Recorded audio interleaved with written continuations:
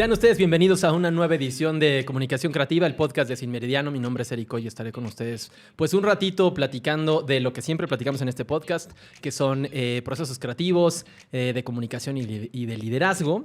Y en esta ocasión tenemos a una invitadaza que me cae súper bien.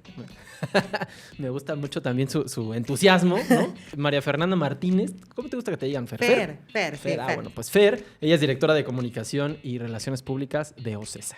Pues muchas gracias por la invitación, Eric, y gracias a todo el equipo que me contactó y que estuvimos ahí en comunicación. Está bien chido estar aquí con ustedes y hola a todos. Qué bueno. Pues mira, aquí nos gusta hablar muchísimo, obviamente, de tu trabajo actual, pero a su vez de tu trayectoria, ¿no? Siempre nos gusta entrevistar a las personas desde su trayectoria, desde quiénes son. Y en ese sentido, pues quiero comenzar justo preguntándote, pues, ¿cuál es tu trayectoria? Estudiaste periodismo. Entonces, a mí siempre me llama mucho la atención justo cómo los periodistas terminan haciendo comunicación o los comunicólogos terminan haciendo periodismo. Ese crossover me encanta porque... pues sí, ¿no? Mucho tiene que ver en los procesos, pero son totalmente distintos. Entonces me encanta cómo pasan esas cosas y también me ayuda como también a entender los perfiles de ciertas personas.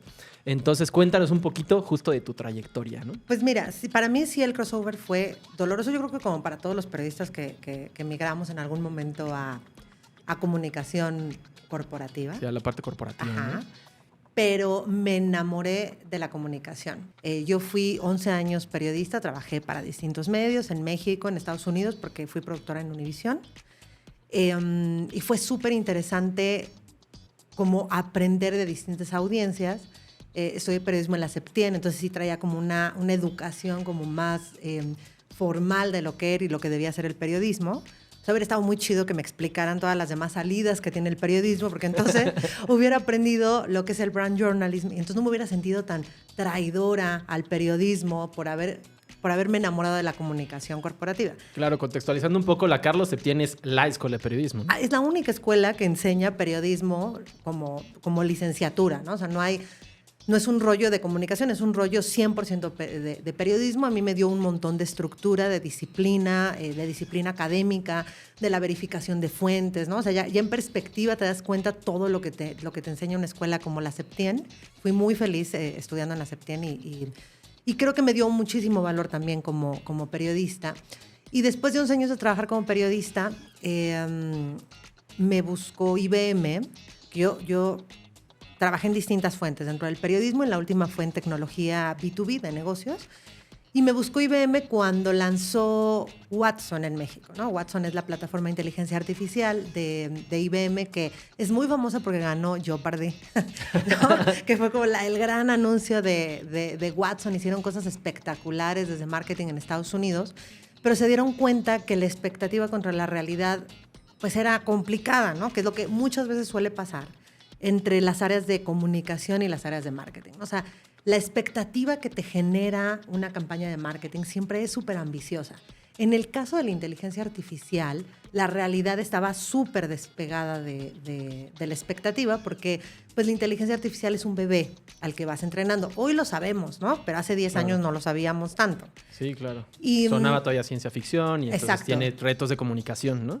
Exactamente. Tú hablabas de inteligencia artificial y la gente pensaba en Minority Report, ¿no? O sea, era como de, ay, qué pedo. Entonces fue como muy interesante construir el viaje de comunicación. Así fue como llegué a IBM, porque empezaron a buscar periodistas a nivel global. Empezaron a contratar periodistas dentro de las áreas de comunicación para contar las historias. Okay. Y fue así como entendí dos cosas. Una, que ya no había marcha atrás, porque me había encantado el rollo de la comunicación. Ya te habías corrompido. Ya, me ganó el corazón.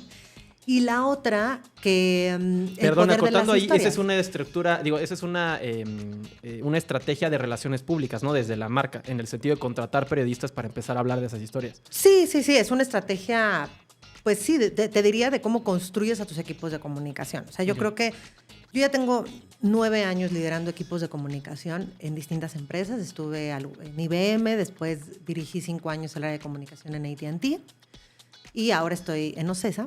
Y en las tres he visto que el verdadero valor para mí en las áreas de comunicación es el poder que tienen sus expertos en saber contar una historia. Creo que ahí radica todo, ¿no? Te diría que para mí la misma estrategia de relacionamiento con medios, de atención a los distintos stakeholders, incluso de manejo de crisis, radica y está construida sobre la capacidad que tienes de contar una historia.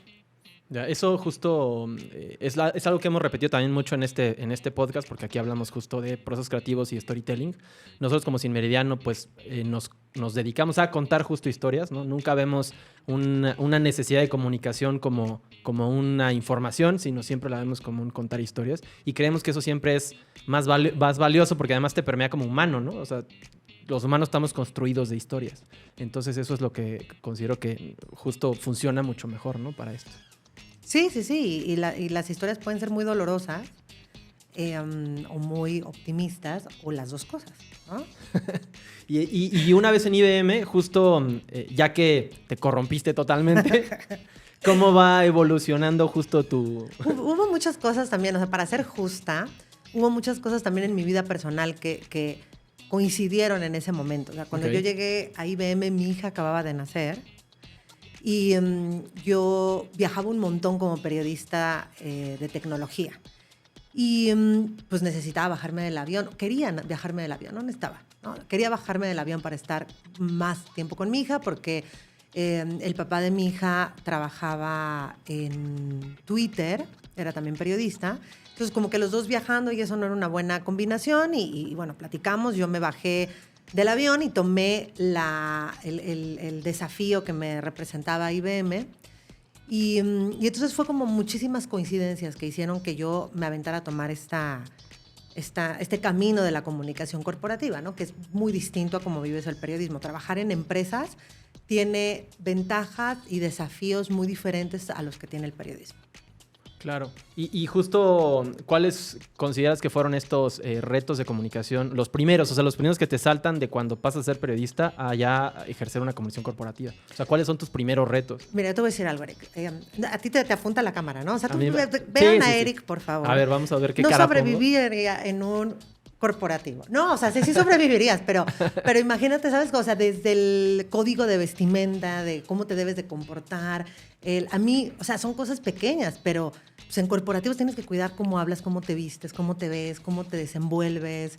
Este rollo de escalonado de la gente que trabaja en corporativos me va a entender de a quién le debo mandar un mail, o sea, a quién le quiero mandar un mail, pero entonces a quién se lo debo mandar primero para que no sienta que lo brinqué, y a quién debo de copiar y después a quién se lo tengo que reenviar. O sea, hay toda una política interna también para... Intuitiva, de sobrevivencia. Claro. O sea, no son tanto políticas, digamos que es como estos mecanismos de sobrevivencia de... O sea, sí quiero llegar a mi CFO, pero en el Inter tengo que enterar a un montón de personas antes de sentarme y mandar el mail. Porque si no voy a pisar un montón de áreas riesgosas, ¿no? Y eso pasa en todos los corporativos. O sea, en todos tenemos que tener mucho cuidado. O sea, yo creo que uno de los principales retos fue ese. O sea, cuando eres periodista, pues buscas el contacto de una fuente y pues le llegas directo y ya, ¿no? En corporativo no es así, ¿no? O sea, aprender este código del buen comportamiento en un corporativo fue complejo. El tema también pues de lo que debe y lo que no debe ser, ¿no? O sea, porque cuando eres periodista, eres un poco kamikaze con las historias, ¿no? O sea, tu trabajo como periodista es aventarte como kamikaze e ir descubriendo la historia muchas veces en el medio. O sea, pocas veces te sientas a investigar una historia sabiendo todo. O sea, tú vas y lo construyes. En comunicación corporativa es distinto, ¿no? Tú tienes que tener un objetivo súper claro, tienes que desarrollar una mirada estratégica que muchas veces como periodista no tienes porque no con una connotación negativa, o sea, no tienes que tener. El objetivo es otro. Exactamente, el objetivo es otro, ¿no? Y yo creo que eso son de las cosas más complicadas en donde yo he visto a muchísimos colegas periodistas no adaptarse en el mundo corporativo. Deberíamos escribir un libro para los periodistas que quieren empezar. ¿Cómo adaptarte al mundo corporativo? Exactamente. Claro. Sí. Y justo adaptándote al mundo corporativo, también el trabajo del periodista, si bien trabajas con fuentes y con otras personas, es más solitario, entre comillas. ¿Cómo adaptas eso justo a trabajar con equipos?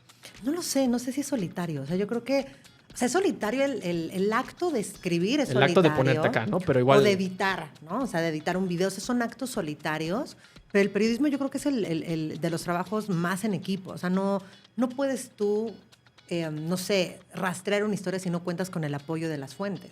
O de otros periodistas, de otras fuentes que te echan la mano. O Entonces, yo creo que es mucho más de equipo de lo que nos gusta reconocer. Ok.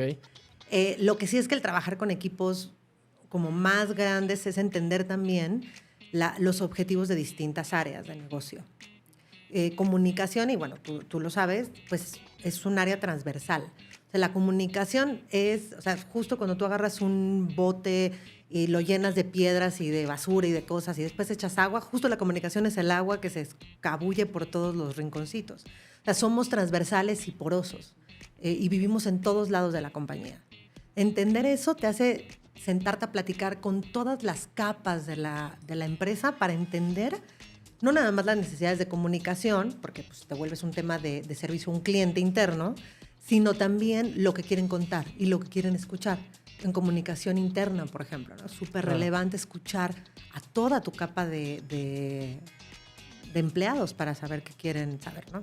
Sí, a mí me encanta esa metáfora que haces porque efectivamente la comunicación permea a todos lados y a su vez tiene que saber de todas las áreas y todas las áreas tienen que saber de comunicación para saber incluso cómo comunicarse entre las áreas y qué es lo que tienen que comunicar hacia afuera, ¿no? Eso es lo que yo también siempre como repito todo el tiempo. Si no conoces la misión, y no me refiero solo a lo que está escrito en un papel de una empresa, sino me refiero a cómo es que están construyendo sus objetivos, pues es difícil que justo se peguen, ¿no? O se amalgamen todas las áreas. Pero creo que ese es un valor que sí pueden aportar un montón los periodistas o la gente que se ha dedicado a rastrear las historias en áreas de comunicación. O sea, justo lo que dices, pues es un reporte interno. O sea, te vuelves reportero adentro de la empresa. ¿No? O sea, es una interesante perspectiva. Yo creo que tienes que decir, no, pues tengo que hacer, o sea, tengo que preparar tal lanzamiento y entonces pues tienes que rastrear la información dentro y sentarte con la gente, entrevistar y platicar y convencer que confíen en ti, te cuenten y que te liberen información que a lo mejor es confidencial bajo embargo. O sea, es el mismo concepto. Te digo que a mí me hubiera encantado que en la universidad me dieran clases de comunicación corporativa porque hubiera entendido que no era una cosa tan distinta, ¿no? Ya. Oye, y justo entre los retos que se te fueron presentando estando ya en el mundo corporativo, en la industria tecnológica, en concreto en AT&T, ¿cuáles crees que hayan sido tus mayores logros dentro de, pues justo lo que fuiste haciendo durante pues, tantos años, ¿no? Porque fue un montón. Pues tuve mucha suerte. Yo creo que la coyuntura me benefició un montón, ¿no? O sea, porque en IBM me tocó el lanzamiento de la primera plataforma de inteligencia artificial en el país, ¿no? O sea, cuando lanzamos Watson, no había otra. Hicimos un lanzamiento espectacular en el Museo de Antropología.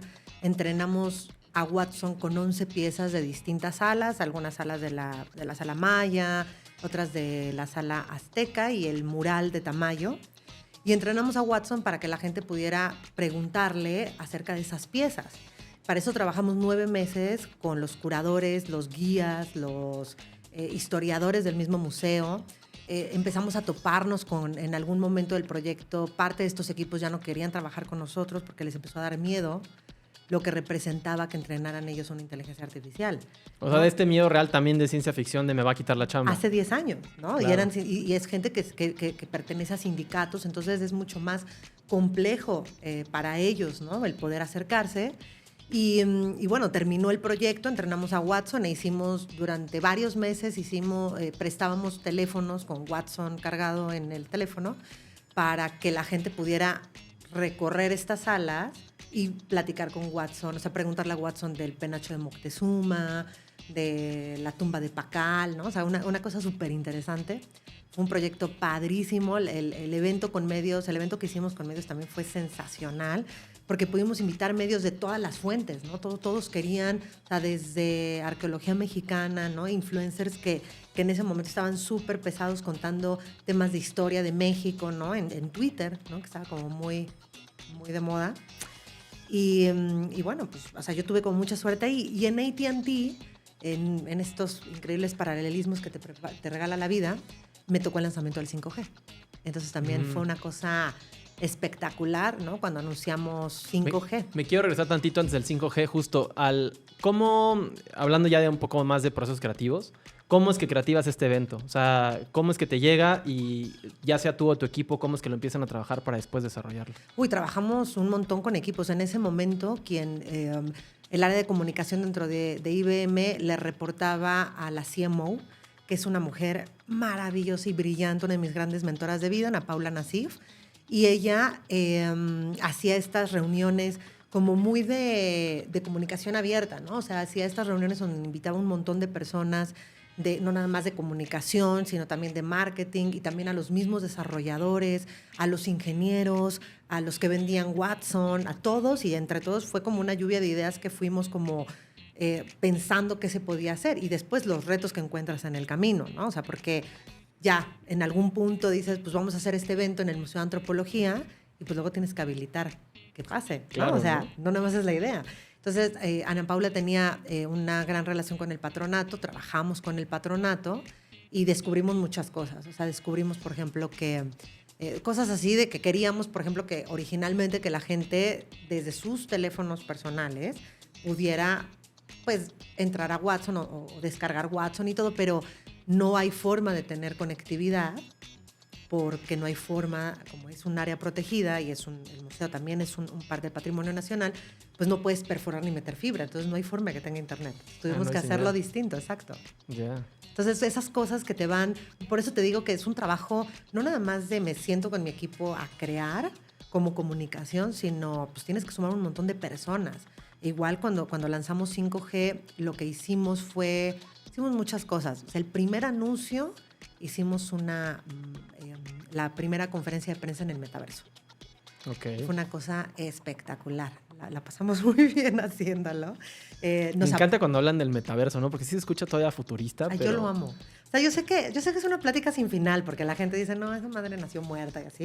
Pero yo la amo las criptos, amo el meta, amo los NFTs. O sea, sí creo que hay un rollo ahí medio anárquico que es muy sexy. Sí, a mí me gusta esa parte anárquica, pero siento que igual, o sea, como está ahí, entonces ya no es tan anárquica, ¿no? O sea, es como... Claro, sí. Sí, o sea, entonces es como, a ver, pero bueno, a ver, cuéntame esto del metaverso. Ya, y para la gente que no sabes dónde está el metaverso, o sea... Exacto, bueno, porque esa es otra, ¿no? O sea, y es algo que justo, que bueno que lo mencionas, porque en IBM también, bueno, IBM tiene una nube que es muy, muy potente. Tiene nube pública, tiene Open Cloud, pero también tiene on-premise, que es una de sus grandes fuerzas. Y cuando hablábamos, me acuerdo una vez hicimos un evento y un periodista me preguntó, o sea, me dijo muy en corto, me dijo, oye, o sea, sí quiero hacer la entrevista con el CEO, pero la neta, güey, no sé, no entiendo la diferencia de la nube pública y privada.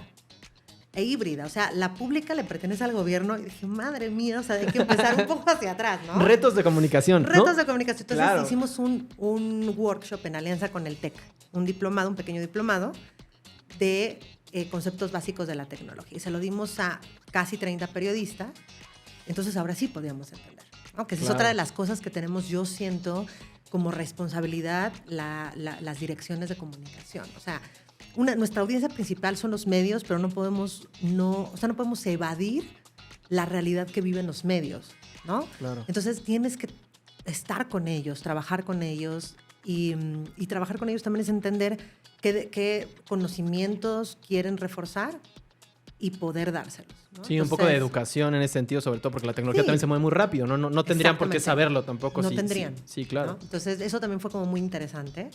Y bueno, ya en AT&T lo que hicimos fue, teníamos que anunciar 5G. Voy a contar la parte que puedo contar. Cuenta la que no puedas contar. No ya puedo. No trabajas ahí igual. No te van a decir nada. Tal vez ni lo escuchen. No, pero ¿qué tal que sí? ¿Qué tal que sí? No. Pues cuando íbamos a lanzar 5G en México, la CEO de AT&T, pues nos dijo que pues teníamos 3 semanas para armar el anuncio, muy porque pues estábamos contrarreloj, era como la carrera espacial, así, la carrera de 5G en México, ¿no? Entonces, ustedes lanzaron antes que Telcel, ¿no? 2 semanas antes. Ya, sí. Entonces tuvimos que trabajar muy rápido y fue un gran evento. Fue un gran evento. Lo que hicimos fue conceptualizar como una matrix, ¿no? Construimos una matrix en nuestro centro de innovación y todo era azul, con sillas gamers, entonces con Oculus, entonces todos los periodistas llegaban, se sentaban en las sillas gamers, se conectaban y adentro ya estaban nuestros voceros esperándolos en el metaverso. Okay. Entonces la conferencia de prensa fue en el metaverso. Platicamos de 5G y ya después cuando se desconectaban abríamos la puerta y entonces había todo un showroom de las tecnologías que iba a habilitar 5G, ¿no? Perros robots, que lo hicimos con equipo de Xiaomi, con Motorola también montamos unos booths, con Honor, que fueron unos grandes aliados también en todo el camino de 5G. Y nos salió re bien, o sea, fue un gran evento. Tuvimos entrevistas con Mónica Aspe también, ahí como exclusivas un poco para hablar de lo que esto representaba en los negocios y en México, en la brecha digital. Y después de eso armamos un journey, porque no nada más era anunciar, hacer un one shot, ¿no? O sea, armamos todo un recorrido de cosas en donde hicimos también en diciembre una cosa preciosa porque hicimos un recorrido como un Pokémon Go, pero de Navidad.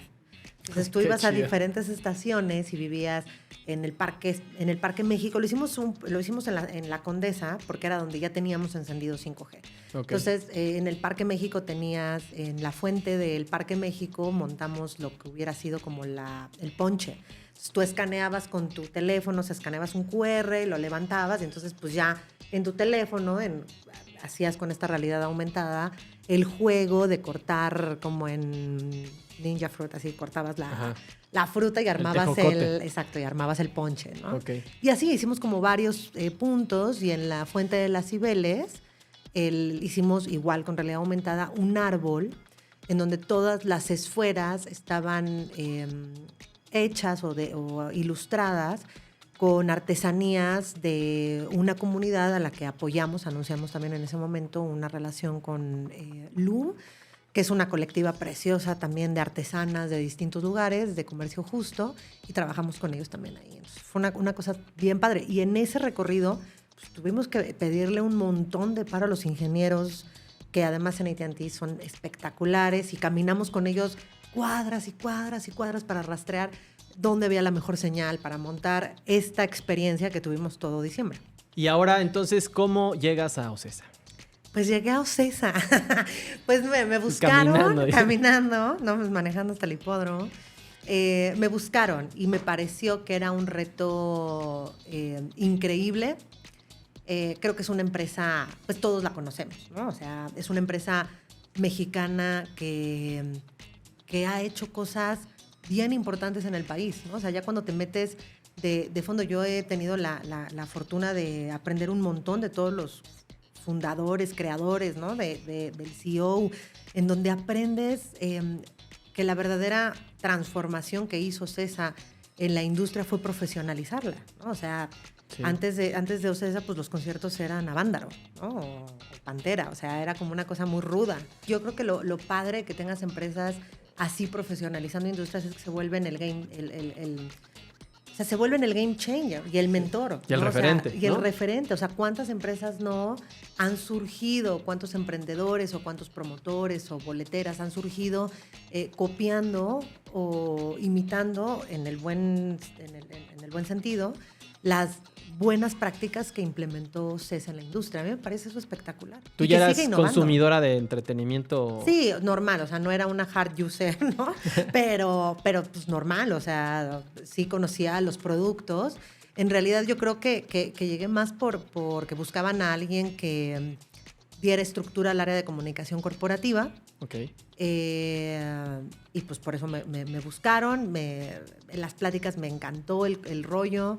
Y hay lo platicábamos ahora fuera del aire, ¿no? O sea, hay una regla que para mí ha sido muy importante en todas las decisiones profesionales que he tomado y que me siento muy privilegiada de haber tenido la oportunidad de poderlo pensar así, y es la diversidad y el apoyo a la igualdad en las empresas en las que formo parte, ¿no? O sea, sí es muy importante para mí tener espacio para poder construir, desde mi trinchera, empresas y ángulos más igualitarios. Eso me encanta de tu perfil. Ahorita repasamos eso, nada más antes de eso quiero justo preguntarte cómo funciona en tu cabeza y en tu propia estructura el cambio de industria.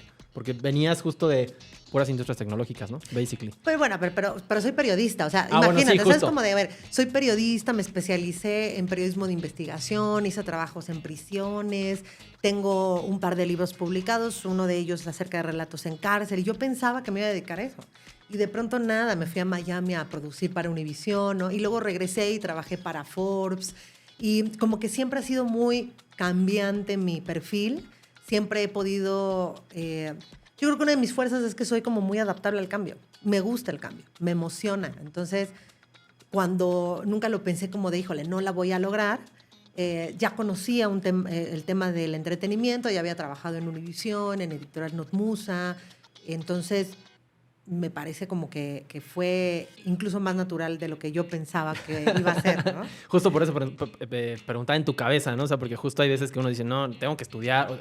Justo entrevistamos a una persona que decía, no, pues es que me puse a estudiar, ¿no? O me puse no sé qué, pero justo, pues en cada perfil, en cada persona funciona muy distinto, ¿no? Pues fíjate, cuando me hicieron la propuesta, yo regresé a mi casa y hablé con mi hija, ¿no? Y le dije, pues está padrísimo, me emociona, sí quiero, pero pues voy a tener que trabajar algunos fines de semana, voy a tener que trabajar algunas noches.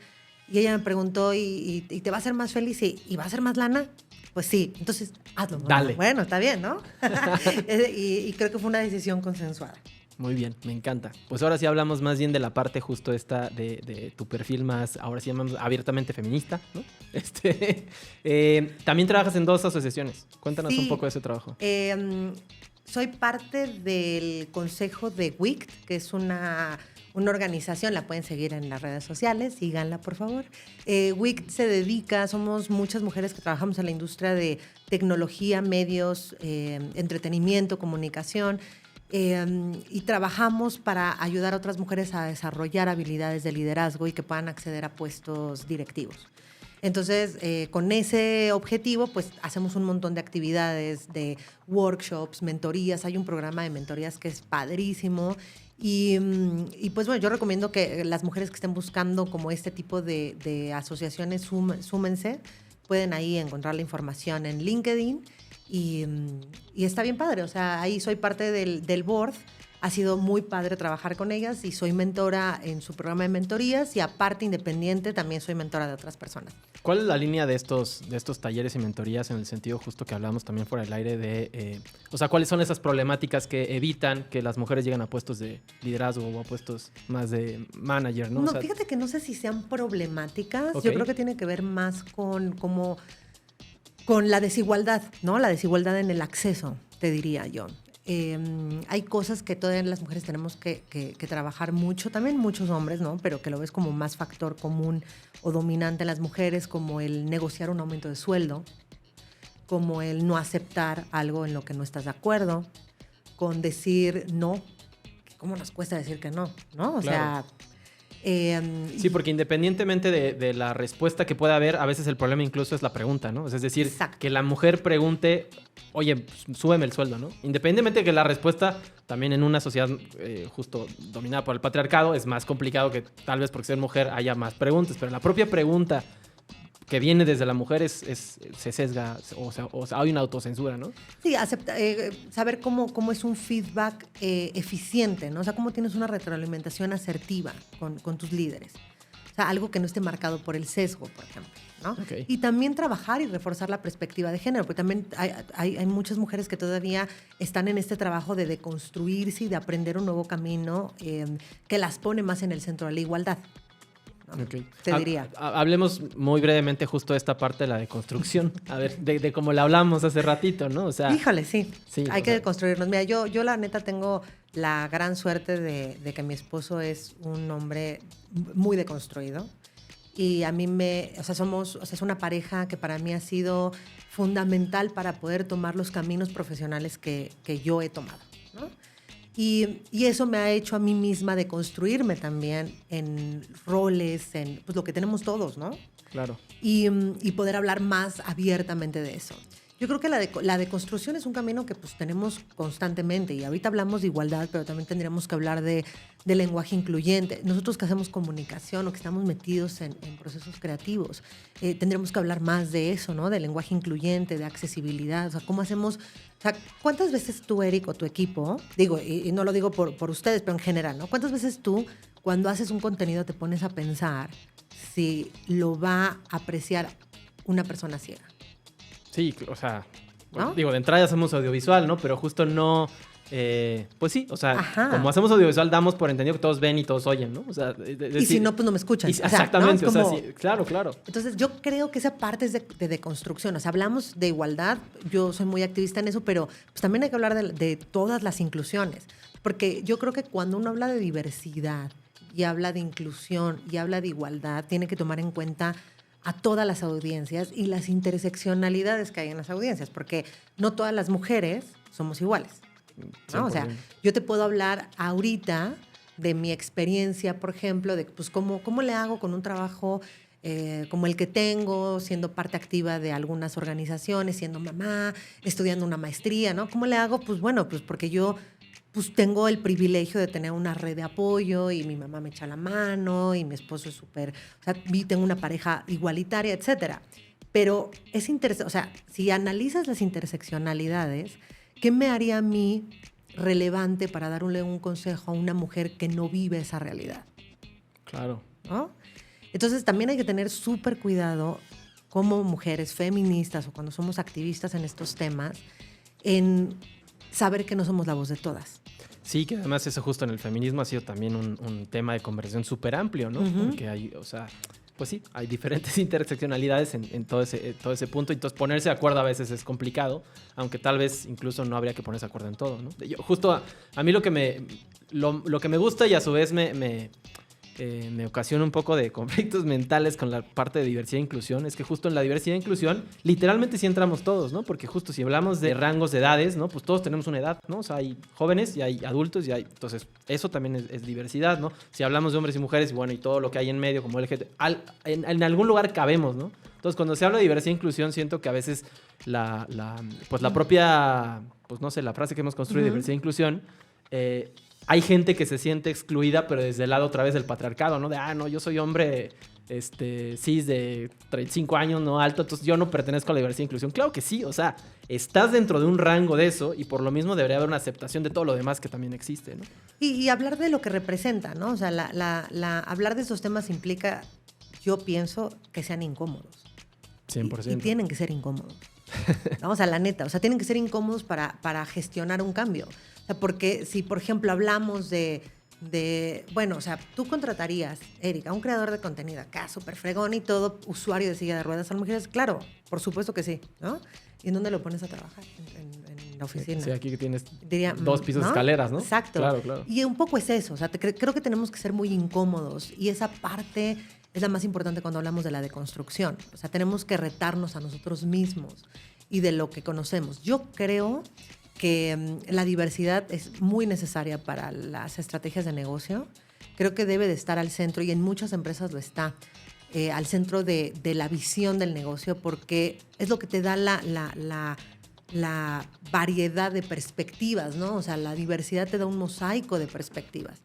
Entonces, pues, está bien padre. Sí, a mí me encanta. Justo porque también siento que de alguna manera empieza como una exigencia justo pequeñita de ciertas personas, pero cuando se va permeando ya también el propio corporativo se va dando cuenta que en realidad sí funciona como estrategia de negocio, ¿no? Es decir, ampliar tu mente para llegar incluso a más públicos o tener mejores ideas o más ideas o ideas distintas simplemente, pues obviamente hay que diversificar para que eso vaya funcionando, ¿no? Eso por un lado. Por otro, pues porque también tienes consumidores, cual sea que sea tu producto o servicio, que pues tienen alguna discapacidad o sea, que viven con alguna discapacidad o que tienen un rol de género o una identidad de género o una preferencia distinta a la que tú consideras. Entonces, es una decisión, eso no nada más es una buena decisión de negocios en el concepto de cómo construyes el proceso creativo, creo que también es una buena decisión de negocios de cara a tus clientes y también en el engagement que generas con tus colaboradores. Sí, claro. Ahí me salió como cue ahorita. ¿Qué onda con esos chalecos de la fundación? Están increíbles. Sí, ¿no? Cuéntame un montón de eso. La verdad es que soy muy fan de lo que hace la Fundación Ocesa. Tiene grandes líderes. Carla Pérez Gil, ella, y bueno, todo el equipo de la fundación, ¿no? Pero lo que hicieron con los chalecos fue comprar una serie de chalecos que vibran, son especiales, se hacen en Francia y vibran al ritmo de la música. Entonces, lo que hacen con la iniciativa se llama Vibra. Invitan a personas sordas de distintas fundaciones a distintos conciertos. Y entonces, pues, se les pone durante un tiempo el chaleco y entonces ellos pueden ir sintiendo la música y además tienen a un intérprete de lengua de señas mexicana enfrente. Entonces ellos comparten esta parte de ver lo que les está diciendo su intérprete y sentir la vibración de la música. Claro, eso está increíble. Está increíble, es un gran, gran, gran proyecto. Hay un video que pueden ver ahí en redes sociales, obviamente. No tiene que ver con los chalecos, pero a la vez sí. Donde está Camilo y decía que él estaba en un concierto y en el concierto le estaba cantando y de repente veía a alguien que solamente le hacía así y alguien de espaldas a Camilo, pues haciendo señas. Entonces que él no entendía nada, ¿no? Que le sacó mucho de onda porque estaba cantando y entonces había alguien haciéndolo así. Pensó que estaba enojado discutiendo con alguien que casi quería parar el concierto para eso, ¿no? Después averiguó, dijo, oye, a ver, vete a averiguar qué pasó con eso, ¿no? Entonces le dijo, no, es una persona que es sordomuda, que en realidad tenía un intérprete adelante y te estaba interpretando tus canciones y la persona estaba haciendo así. Entonces él decía que le llamaba un chorro la atención de cómo es que lo escuchaba, ¿no? O sea, ¿pero qué escucha? O sea, ¿cómo es que puede hacer eso? Y entonces resulta que Camilo tiene un tono de voz, un timbre de voz, que a esta persona a través de las bocinas le vibra. Entonces que su sueño era tocarle la garganta para a través de su garganta poder sentir la vibración directa y a su vez escucharlo, ¿no? Entonces le cumplió el sueño, digamos. Y está muy lindo, ¿no? Porque justo te das cuenta que las personas sentimos o sienten con diferentes estímulos, ¿no? Y entonces justo cuando habilitas ese estímulo para otras personas, pues es muy valioso, ¿no? O sea, sí, es una cosa, para mí como persona oyente, cuando he podido probar los chalecos, es imponente. O sea, sí es muy conmovedor. Y ahí lo que sientes. Tú justo como el puesto que tienes, pero también como persona, ¿qué es lo que te interesa comunicar, ¿no? O sea, de esa vivencia. Pues que que el entretenimiento, o sea, todas las personas deberíamos de tener un acceso igualitario al entretenimiento. O sea, yo creo que ese es el principal mensaje, ¿no? Y el que una empresa trabaje por lograrlo, pues me parece cañón, ¿no? Y que sea una empresa mexicana. Y lo digo porque, bueno, yo vengo de transnacionales, ¿no? O sea, yo había trabajado en muchas empresas internacionales en donde incluso hasta puede ser que es como un estándar, porque a lo mejor en otros países es obligatorio por ley, ¿no? Aquí no, o sea, OCESA hay un compromiso con brindarle a la gente un entretenimiento único, sin importar, ¿no? Entonces, o sea, tienes una cosa muy interesante de eso. Yo como usuario de festivales y conciertos, yo de lo único que me he dado cuenta tal cual es, por ejemplo, justo los accesos a silla de ruedas, ¿no? Que hay varios accesos, digo, obviamente todo puede mejorar, siempre es perfectible, pero tienen una tarima, se pueden subir. ¿Qué otras son las cosas justo que...? Hay muchas cosas. En los inmuebles que opera OCESA directamente, como Palacio de los Deportes o el Foro Sol, tenemos un equipo de anfitriones incluyentes en donde detectan a personas con discapacidad que puedan requerir apoyo o ayuda. Y entonces se les brinda el apoyo. Hay personas que viven con alguna discapacidad que sí compran boletos en zonas con discapacidad. Hay personas que no, en realidad no es obligatorio. Tú puedes tener un acceso, tú tienes el poder de decidir cómo vives el evento que quieres. Y estamos escuchando constantemente a las personas para poder mejorar estos puntos de experiencia, ¿no? En la parte de festivales, bueno, tú lo has visto, son en la curva 4 del autódromo, pues tienes un acceso mucho más fácil para las sillas de ruedas, se ponen tarimas. También tenemos al equipo de anfitriones incluyentes y tenemos la iniciativa Vibra, que también está muy padre. En los festivales están dentro de carpas y a veces están en palcos. Entonces, tienen diferentes puntos para poder vivir la experiencia de la vibración. Oye, y regresando un poco justo al tema pues, de comunicación, que es el que te atañe, ¿cuáles son o sea, OCESA al final es una empresa que también ha sido polémica por varias razones, ¿no? Desde que un evento no sale tan bien o que la gente dice que un evento no sale tan bien, porque son dos cosas distintas, ¿no? Muy distintas. Exactamente. Sí. ¿No? Hasta justo no sé, prácticas monopólicas, etcétera, etcétera. O sea, estoy hablando de temas que se escuchan afuera más allá de que sean ciertos o no. A nivel comunicación, ¿cómo es que tú consideras que esos temas se deben de trabajar? Pues yo creo que, o sea, como en cualquier empresa. O sea, yo creo que primero tenemos que entender lo que es el entretenimiento, o sea, la amplia gama del entretenimiento en vivo. OCESA se dedica a hacer conciertos y festivales y algunas experiencias gastronómicas.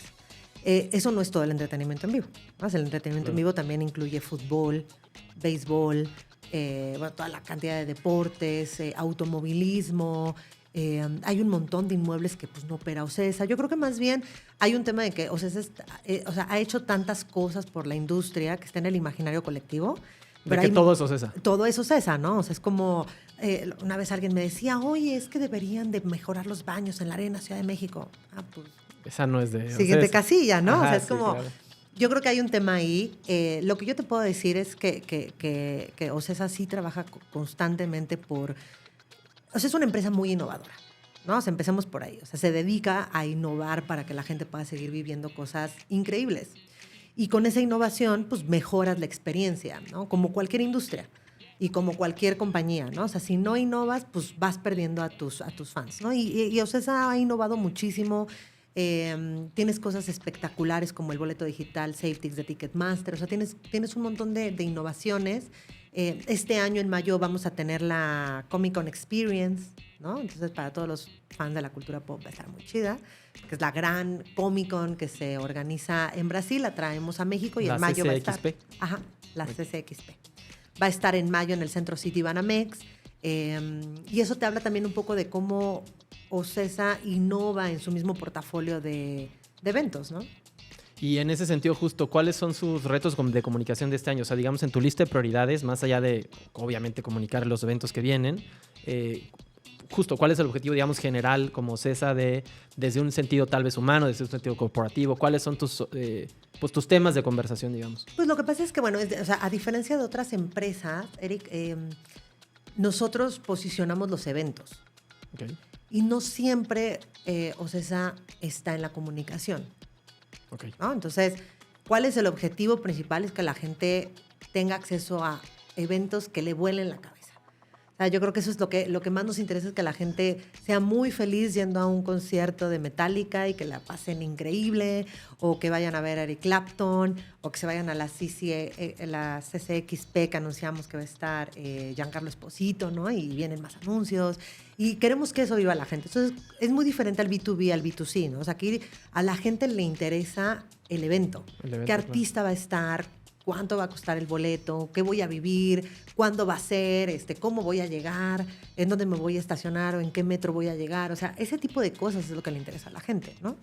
El tema de la comunicación corporativa, por supuesto que tiene sus desafíos, pero te diría que el objetivo es posicionar primero al evento, a los increíbles inmuebles que tenemos y que la gente la pase bien. O sea, de alguna manera no encuentran problemática en este asunto que me decías de que justo la gente confunde cualquier evento con una cosa es esa. O sea, no es algo que justo les quite rédito y que haya justo que trabajar, ¿no? O sea, pues es que la gente va a ir enterándose, ¿no? O sea, okay. Es como, a ver, es como si tú compras una marca de pañuelos desechables.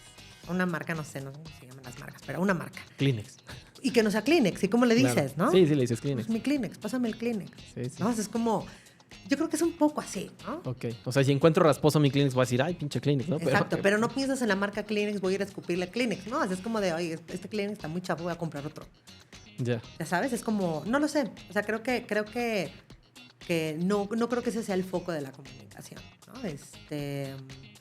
Yo te diría que más bien el foco de la comunicación es seguir hablando de los productos, de los servicios, de la oferta. Y tú puedes ver, y esa también va muy rápida. Y lo que le interesa a la gente es eso. Entonces, hay una cosa en la música, y bueno, tú que eres hard user de festivales y conciertos, lo has de saber. O sea, a diferencia de otras industrias o de otros años en esta misma industria, es que hoy hay un artista que saca un sencillo en su perfil, en sus redes sociales, y se vuelve así viral en 3 días, y en un mes la gente ya lo quiere ver. Claro. Y entonces anuncia una gira y la gente pues, toma mi dinero, yo quiero ir a ver al güey que lo vi estrenar, ¿no? Esto lo vemos con el K-pop, con algunas del flow, ¿no? Es como que el entretenimiento está viviendo una transformación también digital. No tanto te hablo desde Ocesa, te hablo de cómo consumimos hoy, ¿no? O sea, hoy tienes chavitos que pues agarran su teléfono, descubren al artista en redes sociales, entonces brincan y escuchan la música en un streaming, y entonces enloquecen y ponen recordatorios, están cazando cuando venga, y luego compran el boleto para el concierto en la app de la boletera, ¿no? Y no te estoy diciendo marcas, pero te estoy diciendo un poco el journey que vive.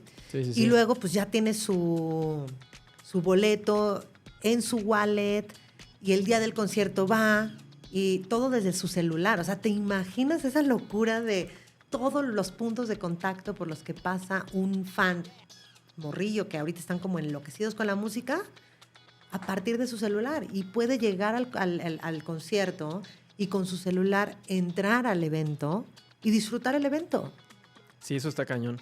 Y justo hablando de este Journey, pero también hablando de otra empresa muy importante y que entiendo es una empresa hermana, o sea, Ticketmaster. ¿Ustedes cómo diferencian una comunicación que tenga que ser Ocesa y otra de Ticketmaster? Y también hablo un poco en ese sentido del manejo de crisis.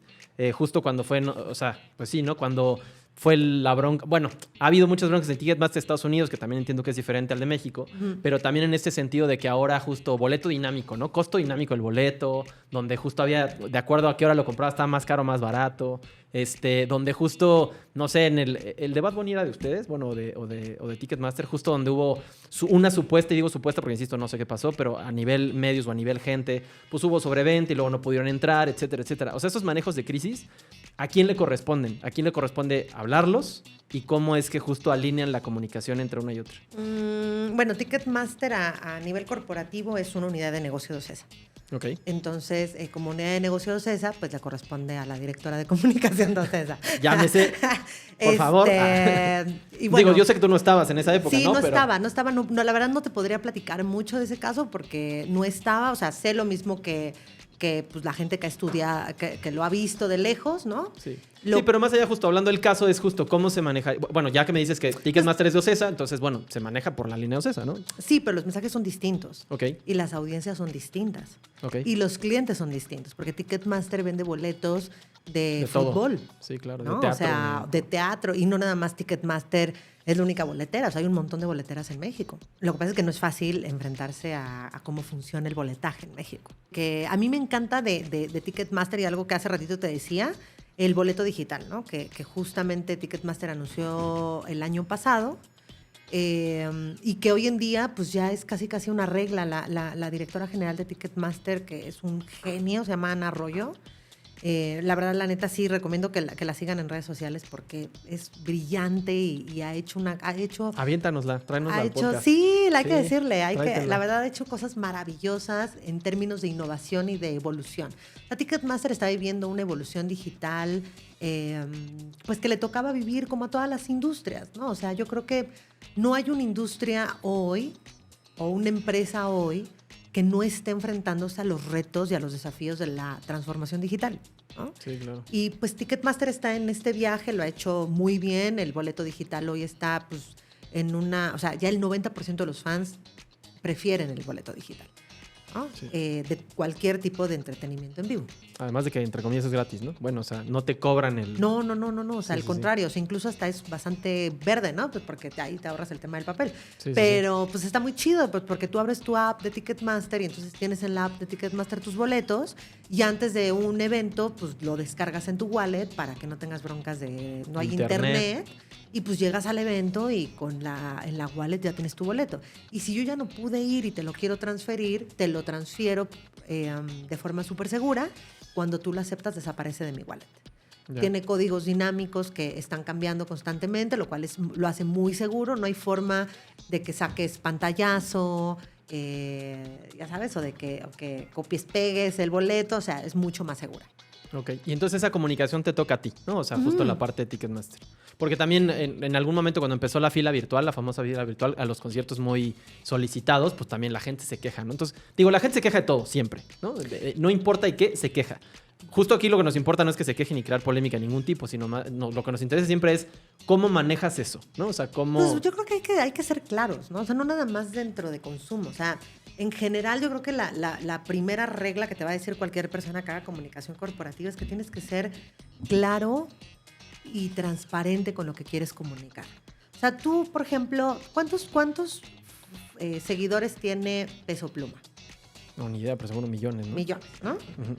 ¿Cuántas personas te gusta que quieran, si anuncias un boleto, un concierto de Peso Pluma, cuántas personas de esos, no sé, 10 millones de seguidores, cuántas personas crees que quieran comprar un boleto?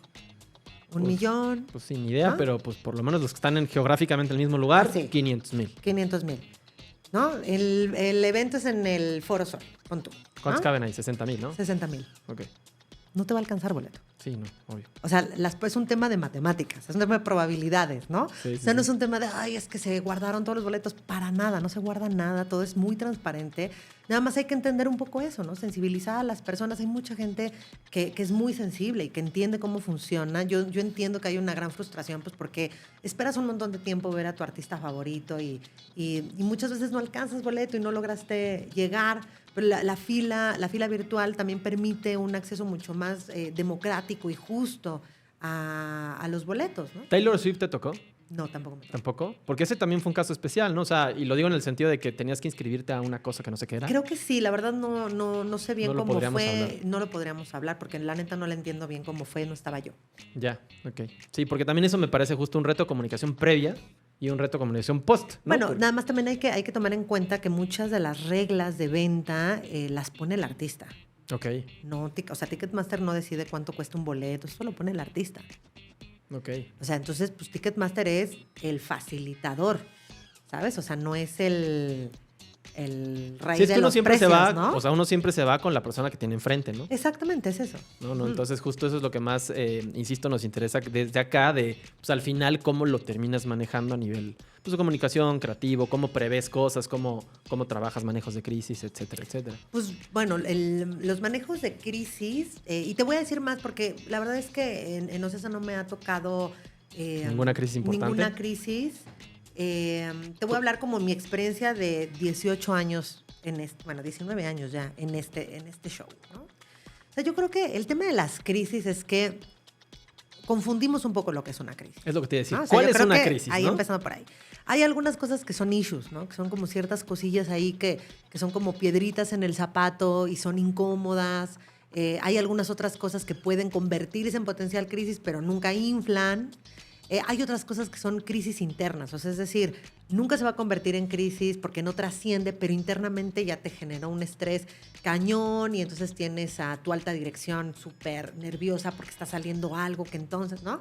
O tienes crisis que afectan a otros stakeholders, tal vez te afectan con tus inversionistas o con tus empleados o, no sé, con tus grupos relevantes, ¿no? Yo creo que lo más importante en las crisis es entender eso y mapear. Y yo siempre le digo a mis equipos que pues las crisis se piensan con la cabeza, no con el estómago. Sí, Y es difícil porque la comunicación se hace con el estómago. La neta. Y además la recepción de la crisis siempre es con el estómago, o sea, es con el Claro, estrés de, o sea, lo pero tú defines como crisis por el comunicas, estrés, ¿no? O sea, tú comunicas y cuentas una historia desde la víscera, ¿no? O sea, cómo construyes, pues ahí dices, no, métele emoción, métele pasión y conecta con la gente. Entonces, pues claramente el contenido y la comunicación se construye desde las emociones, pero en la crisis no. En la crisis tienes que apagar ese switch y entonces entrar en un modo analítico y entender, pues a ver, en qué momento está la crisis, ¿no? Las crisis dan miedo, ¿no? Por el impacto que puede tener, pero yo creo que la crisis tiene como la principal exigencia de la rapidez, ¿no? Mientras más rápido seas para detectar y para actuar, pues más fácil la puedes manejar. Hablábamos con Julie Loaiza, que tiene muchísima experiencia en marketing y en manejo de crisis, tuvo mucho tiempo en Nestlé. Y justo ella hablaba que los manejos de crisis, justo repitiendo un poco lo que dices, se manejaban desde la rapidez, pero la rapidez tenía que venir empalmada con la honestidad, ¿no? En el sentido de siempre decir pues la verdad en el entendido de lo que acabas de decir hace ratito, ¿no? Pues, o sea, yo soy el que maneja los boletos, ¿no? O sea, ¿tú qué opinas de esa parte, no? Pero yo creo que la verdad, y qué bueno que lo dijo la colega Julie, pero yo creo que la neta, la verdad tiene que ser un eje central de cualquier cosa que hagas en comunicación, ¿no? O sea, y ahí lo ves, por ejemplo, en el rollo del purple washing o todo este rollo, ¿no? Es como de, o sea, cuando tú eres honesto y transparente. Sensato, ¿no? Es mucho más fácil manejar las cosas. No tendrías por qué ser de otra forma, creo yo. Sí, ¿no? claro. O sea, creo que más bien si trabajas en una empresa que te exige no ser honesto ni transparente, pues bueno, tal vez ahí la estrategia tiene que ser otra, ¿no? Sí, claro. Pero cuando no, es mucho más fácil. Yo la neta, pues tengo la fortuna de trabajar en empresas que son abiertas, transparentes, honestas, no hay nada oculto, entonces es mucho más sencillo gestionar cualquier posible riesgo. Claro, es súper simpático porque justo en las teorías de la conspiración, no sé, empresas gigantescas como, digo, que sea mexicana, pero, o CESA o internacionales como Nestlé, que nosotros trabajamos mucho con Nestlé, o Bimbo, esas empresas, justo la gente siempre cree que hay algún tipo de teoría de conspiración de que entonces están haciendo tal o cual porque tienen pues esta mente maquiavélica de guau, ¿no? Vender algo, ser dueños de un país o yo qué sé, ¿no?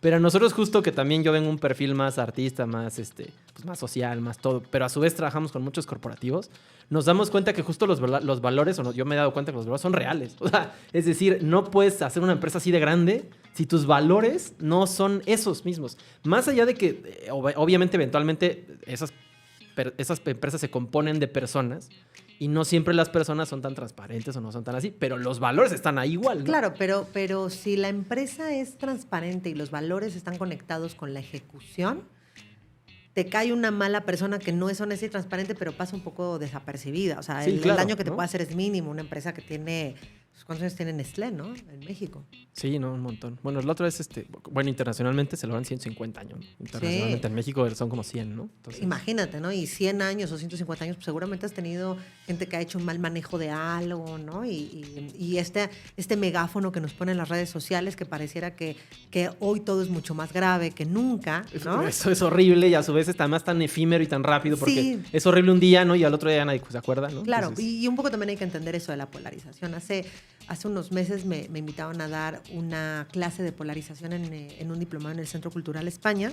y hablábamos mucho acerca de cómo funciona la polarización desde los químicos que suelta en tu organismo, ¿no? O sea, hay como diversos estudios que demuestran el uso de las redes sociales, lo que genera, ¿no? O sea, la descarga de dopamina, etcétera, que tiene que ver con por qué la gente cae como en una adicción a las redes sociales, de cómo se comporta tu cuerpo, tu cerebro, ¿no? Tu organismo ante estas adicciones, y la polarización cae perfectamente ahí, ¿no? O sea, la polarización pues sí tiene un efecto en el cuerpo, en el organismo. Si hay una descarga en donde tú te sientes súper excitado y súper emocionado, o sea, estás en el hype, porque no manches, o sea, yo pienso que la vacuna, no sé, me puso un chip de 5G, ¿no? Pero no nada más yo, güey, o sea, 1000 personas piensan como yo. Hay un grupo de Facebook de eso. Claro. ¿No? Pues sí, güey, o sea, porque te va mostrando el algoritmo lo mismo, no porque le sea real, ¿no? Sí, sí. Pero la polarización te muestra eso. Entonces, le da sentido de pertenencia a ideas que en otro momento serían desechables. Y de pronto ya no lo son. Y entonces las teorías de la conspiración se vuelven como valiosas, ¿no? Y tienes a los guanones, ¿no? ¿Cómo se llamaban? Los que entraron ahí al Capitolio. Claro. O los terraplanistas que usando internet publican que la Tierra es plana, ¿no? Es como, dude, güey, estás usando el internet, ¿de qué estamos hablando, no? O sea, es como el www, dude, ¿no? Entonces te pasa eso, pero justo como encuentras a tu grupo de amiguitos que tienen tus mismas ideas porque la red social en su algoritmo te las puso. Porque así funciona, porque ese es el concepto de ¿cómo voy a ser feliz? O sea, ¿cómo puedo hacer amigos? Pues entonces te tengo que mostrar gente afín a ti. Claro. ¿No? O sea, ese es el concepto, sí, está muy chido. El problema es que la locura acá, ¿no? Y así funciona la polarización. Y yo creo que como profesionales de la comunicación tenemos que entender cómo funciona la polarización. O sea, tú no puedes decir, es una locura. No, o sea, tienes que entender de dónde surge y cómo funciona lo que está sucediendo en este ente, ¿no? En este ser humano, para que puedas entonces comunicarle algo que haga sentido. Sí, claro. E incluso justo a veces, bueno, nuestra obligación sería un poco romper eso para que también se abra otras ideas. De hecho, en el periodismo creo que debería pasar mucho y tú tendrás mucha más experiencia, aunque me parece que ha sido al revés en el entendido justo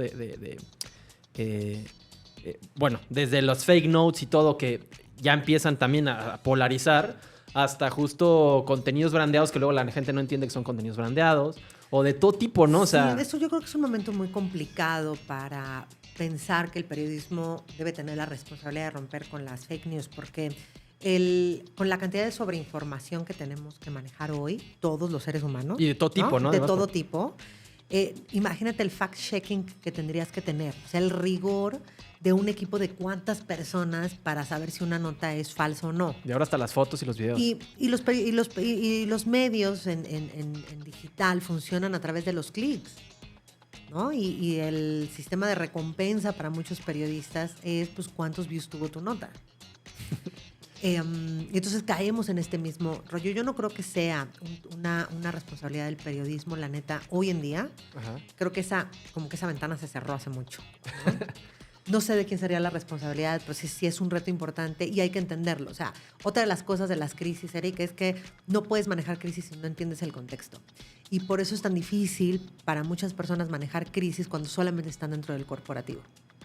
Claro. Si nada más estás en una oficina, viendo cuatro paredes o platicando con tus colegas y pierdes la perspectiva, o sea, generas esta visión de túnel que a muchos nos da a veces, ¿no? Sí, de repente con ciertas cosas. Tienes como este rollo de, pues no veo nada, o sea, tengo una visión túnel. Y tienes que salirte, tienes que escucharte, tienes que obligar a escuchar cosas que estén en desacuerdo con lo que tú piensas, ¿no? Te tienes que obligar a seguir perfiles que sean distintos. Yo tengo mis propias reglas, pues, ¿no? Cada quien tendrá las suyas, pero creo que hay que ser como muy, como en pie de lucha contra la desinformación y la polarización, y haciendo lo que hacemos estamos mucho más obligados a eso. Sí, yo creo que es un tema que nos da para una hora o para más, ¿no? Sí. O sea, la verdad a mí me encanta ese tema, pero sí siento que es como a su vez polémico, pero también muy, muy largo porque hay muchos puntos de vista. Luego te invitamos también a hablar. A hablar a un capítulo A especial. un capítulo solo de polarización, ¿no? Porque creo que está bueno. Oye, y ya nomás para ir cerrando, nos faltó una de tus asociaciones. Sí, bueno, también trabajo para Conectadas, que Conectadas es una organización muy padre que fundó Elena Estavillo. Y en Conectadas nos dedicamos más a hacer políticas públicas que favorezcan y faciliten o habiliten la igualdad, ¿no? O sea, porque es lo que te decía un poco hace rato fuera del aire. Yo creo que hablar del feminismo o ser activo en feminismo también tendría que ser a partir de las políticas públicas que generas para garantizar la igualdad. Claro, y justo, ¿en qué políticas públicas han trabajado o han propuesto para que eso se dé? Pues bueno, o sea, no, hay como varias, ¿no? O sea, hay un tema, sobre todo en temas de tecnología, ¿no? Por ahí ha habido mucho trabajo en temas de las candidatas comisionadas al IFT, por ejemplo. Justo el día de ayer se presentó un decálogo de igualdad y como para los candidatos, que es un año muy importante para abrirnos esas conversaciones. Pero pues hay diversas tipos de políticas. Hay algunas que tenemos que hablar más, como te decía, ¿no? El poner al cuidado, la labor del cuidado que tiene que estar al centro de las políticas públicas, creo yo. Justo porque hablamos también afuera de que el cuidado, pues en general, mentalmente o en la sociedad patriarcal que vivimos, siempre se lo ponen a las mujeres, ¿no? O sea, sobre todo tanto de los hijos como de los adultos mayores. Y de las personas con discapacidad y de cualquier cosa que tenga que tener un cuidado. Claro. O sea, las responsables son las mujeres. E incluso te diría que hay una parte que es mucho más profunda, no nada más ser activo en el cuidado, sino en la carga invisible del cuidado, ¿no? O sea, hay muchas mujeres que no están cuidando a la persona, pero sí están coordinando toda la logística de cuidado alrededor de. Okay. La llamada también carga mental, ¿no? La carga mental. Y en ese sentido, justo en Conecta trabajan esas políticas públicas para que eso vaya Conectadas, exacto, cambiando sí. la situación. Sí, hay muchas otras organizaciones que lo hacen. O sea, yo creo que lo que tenemos que hacer es abrirnos a escuchar lo que se hace, ¿no? Y también generarse un propio criterio. Perfecto. Y ahora, y también ya para ir cerrando, justo el 8 de marzo, o sea, viene marzo, que es el mes, pues, donde más... donde hay... Donde justo, la agenda está dominada. Exactamente. Exactamente. No lo quería decir de otra forma. Entonces, sí, la agenda está predominada por temas de igualdad. Exactamente, ¿no? Porque podrían estar todo el año, pero bueno, es un mes importante para ponerlo en la agenda, ¿no? Entonces, justo, tanto a nivel corporativo como a nivel personal, ¿cuál es lo qué es lo que te está interesando este mes? ¿Visibilizar o hablar? Pues sí, o sea, lo que es que yo siempre visibilizo. Sí, yo sé que tú lo haces todo el año, ¿no? Es como que todo el año, sí es un mes muy importante para poder poner el reflector, ¿no? Sobre temas que a lo mejor en otros momentos no se habla. Para mí, a nivel personal, pues no es como que, o sea, obviamente tengo una mayor carga de actividades, pero te diría que año con año es menos la diferencia de lo que tengo otros meses. O sea, como que cada vez me he dado a la tarea de que el resto de mi año también tenga muchas actividades que tengan que ver con diversidad. Y en el tema corporativo estamos preparando diversas actividades para las y los colaboradores de la empresa. Y bueno, pues ahí seguir trabajando, ¿no? Por dar visibilidad y meter en la agenda. Justo de estas actividades que hablas, ¿nos podrías mencionar algún? Pues son más bien como de temas internos, como de recursos humanos. Eso lo trae el equipo de recursos humanos. Seguramente estará preparando algunos temas de de coffee talks, de paneles, de charlas, ¿no? Que van a ser bien interesantes para las mujeres. Ok, perfecto. Bueno, y los hombres, que esa es otra cosa muy importante, Eric, ¿no? Porque desde la comunicación corporativa tú comunicas para toda una... para todos los empleados, ¿no? Claro. Tú no puedes hacer comunicación solo para un cachito de tus empleados. Entonces, eso por un lado. Y por el otro, y eso es más bien una percepción muy personal, es que sí creo que tenemos que sumar a los hombres en las actividades del mes de la mujer como aliados, ¿no? Y a lo mejor, y yo pienso que cada vez los hombres son como mucho más, bueno, no todos pues, pero muchos, son muy prudentes en saber que es un mes que es de las mujeres, pero cada vez veo más hombres involucrados en la agenda. Claro. Eso está bien padre. Sí. ¿Tú qué vas a hacer en marzo? Cuéntame, ¿cómo vas a...? Yo qué voy a hacer. ¿Tú qué vas a hacer? Pues yo generalmente yo todo el año hablo con mis hijas, tengo 2 hijas de estos temas. ¿Son chiquitas? Tienen 10 y 4. Entonces, bueno, yo he ido con ellas a la marcha varias veces. Ahí justo hubo unos años donde en estas marchas feministas igual, para visibilizar a las mujeres, algunos hombres que somos aliados, pero que justo también en esta deconstrucción a veces no sabemos ni cómo nombrarnos, ¿no? Porque decíamos, bueno, yo soy feminista, no es, o sea, es decir, en esta discusión que a veces hay, pues a veces era como, no, pues es que ¿qué tengo que hacer, no? Entonces justo una de las marchas yo me puse hasta atrás, ¿no? Con mis hijas y pues fui caminando pues atrás, ¿no? Ya en esta posición como más de aliado. Pero justo en general... pues bueno, hablo mucho de los temas, trato de hablar mucho de los temas, trato de hablar mucho del tema desde el hombre, ¿no? O sea, justo de esta deconstrucción, ¿no? De la que a mí me ha tocado. Y en ese sentido, pues también aquí, justo con nuestros colaboradores, pues a veces también tocamos ciertos temas, ¿no? Nosotros nos consideramos una empresa inclusiva, ¿no? Diversa, ¿no? Aquí hay apertura para todo y para que la gente pueda ser como ellos quieran ser, ¿no? Más allá de que obviamente también siendo una empresa pequeña, pues no tenemos tampoco todos los rubros, ¿no? O sea, no tenemos justo gente con ninguna discapacidad, ni mucho menos. No porque no queramos, sino también nos ha dado. Pero ahí ya me pusiste la cara, es que hay que pensar, sí, claro, ¿no? Es que hay que pensar si no se ha dado o no lo habilitamos, ¿no? No lo facilitamos. Puede ser, ¿no? Porque lo que decías justo, lo de las sillas de ruedas, si bien no nos ha tocado a nadie, igual si alguien llega así, híjole, sí tendría una complicación. Claro. Pues arquitectónica, ¿no? Porque tendrías que hacer ajustes razonables. Exactamente. ¿no? Que es un poco lo que exige la diversidad y la inclusión. Pero bueno, o sea, se entiendo tu punto, o sea, está padre. Sí.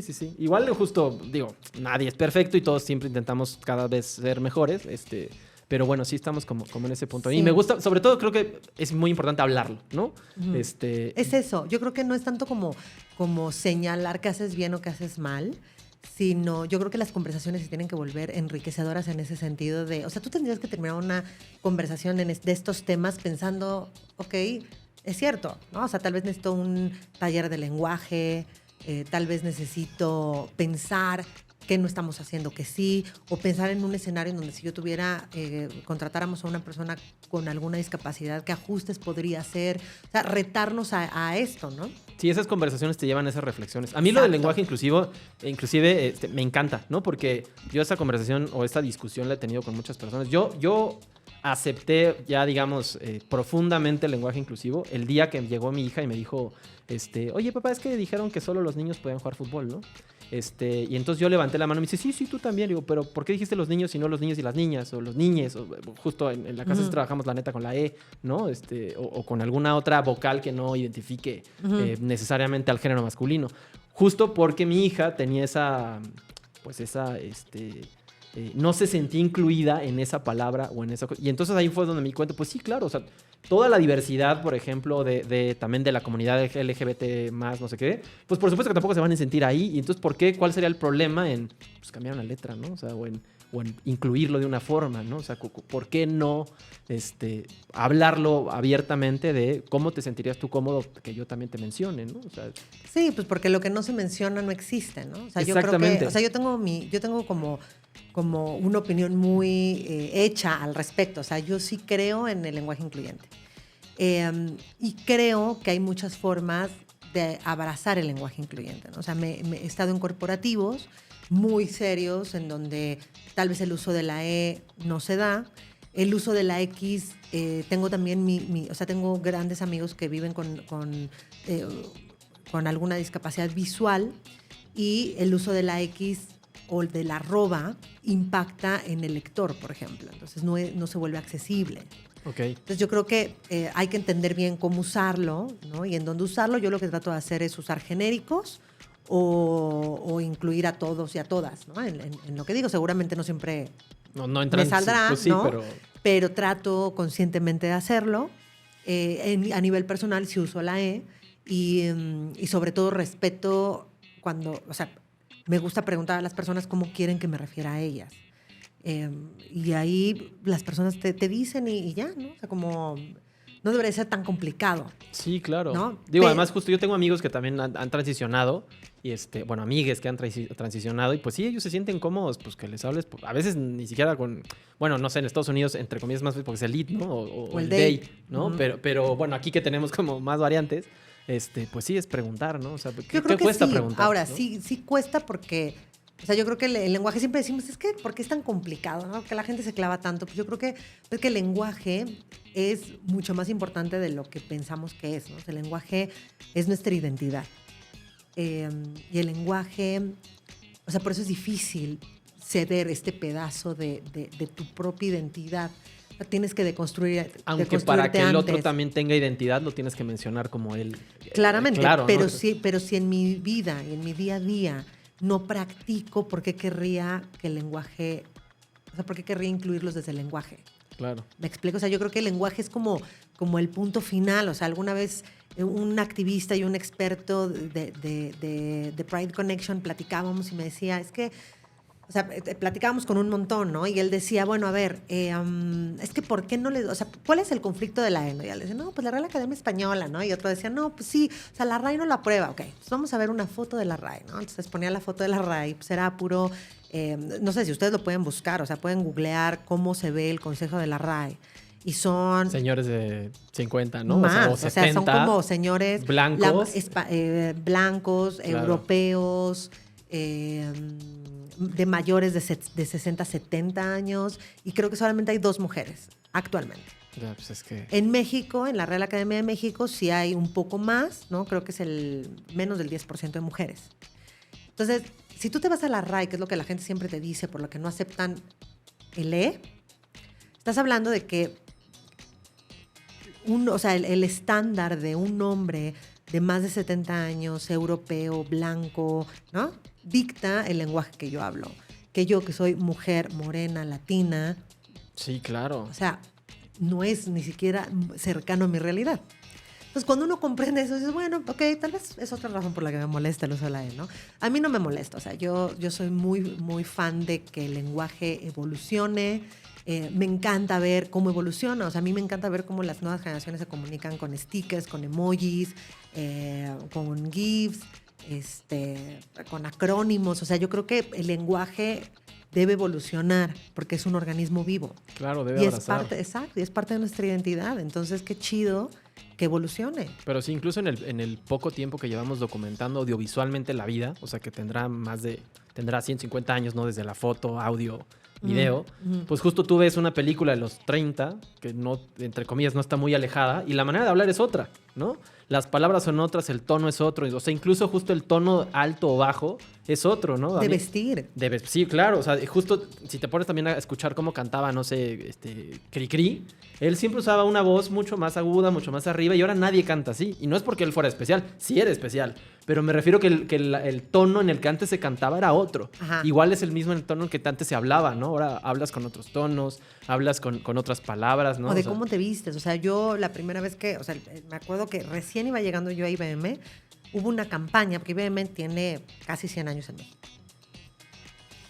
Y hubo una campaña que era como un montón de empleados de otros países, tatuados, con el pelo largo, con shorts, ¿no? Y la campaña era como de, aquí te puedes vestir como tú quieras. Y yo decía, ¿cómo? ¿No se visten como quieren? Es que ya venía de los medios, así, súper hippie. Sí, sí. Y fue como un descubrimiento de Dios bendito, ¿no? Claramente, pues yo pues nunca fui criticada por mi look, ¿no? O sea, por mi forma de vestir o de ser, o por lo menos no publicada de frente, ¿no? O sea, claro. no, nadie me criticó de frente, seguramente detrás pues, puede ser, Igual, pero de frente sí. nadie. Y yo salía de la oficina que estaba en Santa Fe y pues era todo un mundo de... Pues Godín, ¿no? O sea, de pues la ¿no? vestimenta... O sea, un estándar. Sí, del estándar Godín. Y justo lo que dices, o sea, eso también cambia. Hoy en día, pues ya la gente ya usa jeans y panza en donde sea que estés. Y tú puedes estar sentado con un grupo de CEOs y la mitad por lo menos va a traer un look más casual. Sí, mucho ¿no? más. Ya menos club de industriales, más cool. Sí, pues es que todo evoluciona y pues sí es importante también abrazar esa evolución, ¿no? Porque también si no, pues también sufres de frustración, ¿no? De un montón de frustración. Pero sobre todo cuando comunicas. Sí, a ¿no? eso O sea, sí, yo creo justo a eso que me refiero. mucho más cuando comunicas. O sea, tendrías que... A mí me sorprende cuando conozco, platico con personas que se dedican a la comunicación que no son flexibles en el lenguaje. Me sorprende porque pues no comunicamos para mí, ¿no? O sea, no comunicas para ti mismo, comunicas para los demás. Sí, 100%. Y tienes que preguntarte qué quieren escuchar los demás. Pero bueno, pues justo en todas las, tanto industrias como todas las personas, tenemos ciertas ideas muy metidas. Sí. Que luego es justo difícil, por más que justo pertenezcas a un rubro o lo que sea, es difícil quitártelo, ¿no? Es complicado.